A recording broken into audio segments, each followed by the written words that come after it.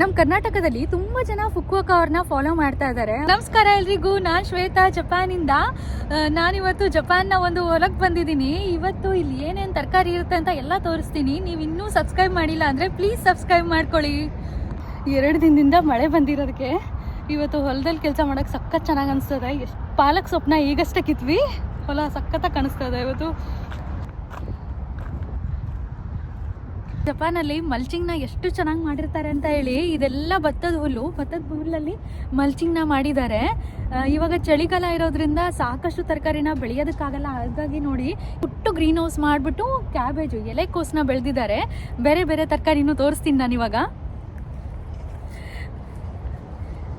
2 ದಿನದಿಂದ ಮಳೆ ಬಂದಿದ್ದಕ್ಕೆ ತುಂಬ ಚೆನ್ನಾಗಿ ಕಾಣಿಸ್ತಾ ಇದೆ ಎಲ್ಲ ಕಡೆನೂ.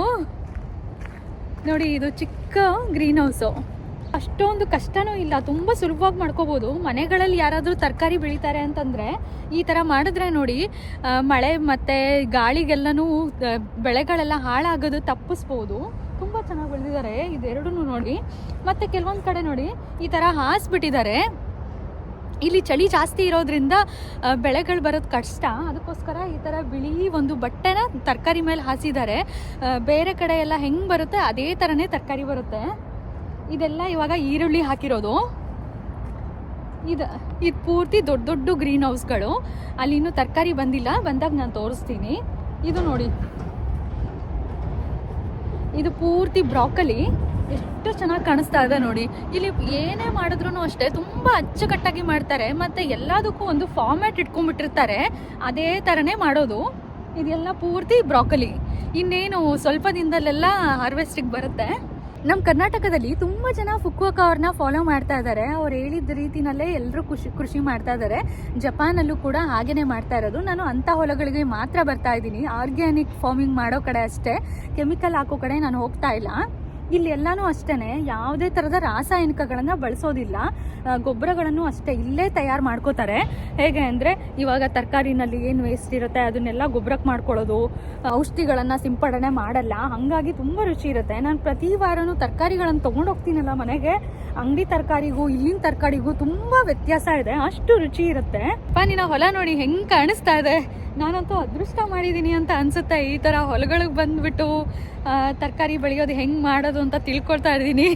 ಇಲ್ಲಿ ಇವತ್ತಷ್ಟೇ ನಾವು ಪಾಲಕ್ನ ಎಲ್ಲ ಕಿತ್ವಿ, ಹಾಗಾಗಿ ಖಾಲಿ ಇದೆ. ಇನ್ನು ನೆಕ್ಸ್ಟು ಬೇರೆ ಬೇರೆ ತರಕಾರಿಗಳನ್ನು ಬೆಳೀತಾರೆ. ಇಲ್ಲಿ ನೋಡಿ, ಈ ಥರ ಬಟ್ಟೆ, ಇಲ್ಲಿ ಚಳಿ ಜಾಸ್ತಿ ಇರೋದಕ್ಕೆ ಈ ಥರ ನೋಡಿ ಬಟ್ಟೆನ ಹಾಸ್ಬಿಡ್ತಾರೆ ತರಕಾರಿ ಮೇಲೆ. ಮತ್ತು ಸೈಡಲ್ಲಿ ಒಂದೊಂದು ಪಿನ್ಗಳಿರುತ್ತೆ, ಪಿನ್ನ ಚುಚ್ಚಿದ್ರೆ ಆಯಿತು, ಏನೂ ಕಷ್ಟ ಇಲ್ಲ. ಇದು ಮೇಂಟೆನೆನ್ಸ್ ಕೂಡ ತುಂಬ ಸುಲಭ.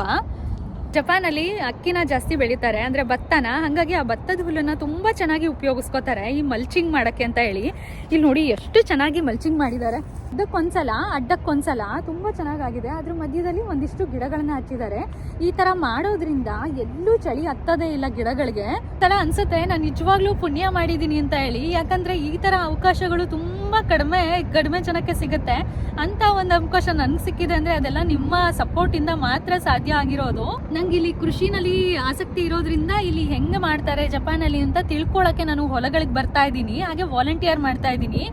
ಇವತ್ತು ಪಾಲಕ್ಕು ಮತ್ತು ಇನ್ನೊಂದು 2 ಥರದ್ದು ಕೊಮೊತ್ಸುನ ಸೊಪ್ಪು ಅಂತ ಇದೆ, ಅದು ಕೂಡ ಹಾರ್ವೆಸ್ಟಿಂಗ್ ಇತ್ತು. ಆಮೇಲೆ ಕ್ಯಾರೆಟ್ ಒಂದಿತ್ತು, ಜಾಸ್ತಿ ಏನಿರಲಿಲ್ಲ. ಇನ್ನು ಚಳಿಗಾಲ ಕಡಿಮೆ ಆಯಿತು ಅಂದರೆ ಎಲ್ಲ ಥರ ತರಕಾರಿನೂ ಬರುತ್ತೆ ಇಲ್ಲಿ.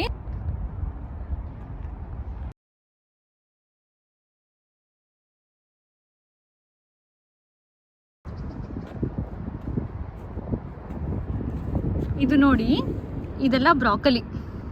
ಈ ಥರ ಬಟ್ಟೆ ಹಾಸಿದ್ದಾರೆ, ಇಲ್ಲಿ ಚಳಿ ಜಾಸ್ತಿ ಇರೋದ್ರಿಂದ.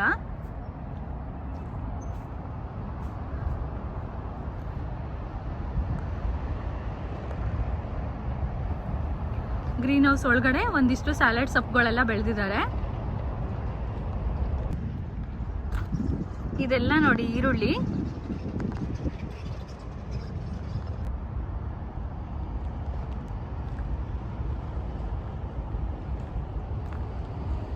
ಇದು ಗ್ರೀನ್ ಹೌಸ್ ರೆಡಿ ಮಾಡ್ತಾ ಇದ್ದಾರೆ. ಇನ್ನೇನು ನಾಳೆ ಅಥವಾ ನಾಡಿದ್ದಲ್ಲಿ ಇದರಲ್ಲಿ ಬೇರೆ ತರಕಾರಿ ಹಚ್ಚುತ್ತೀವಿ.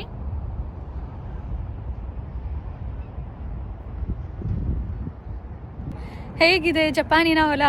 ಮತ್ತೆ ಇನ್ನೊಂದು ಸುಂದರವಾದ ವಿಡಿಯೋದಲ್ಲಿ ಸಿಗೋಣ.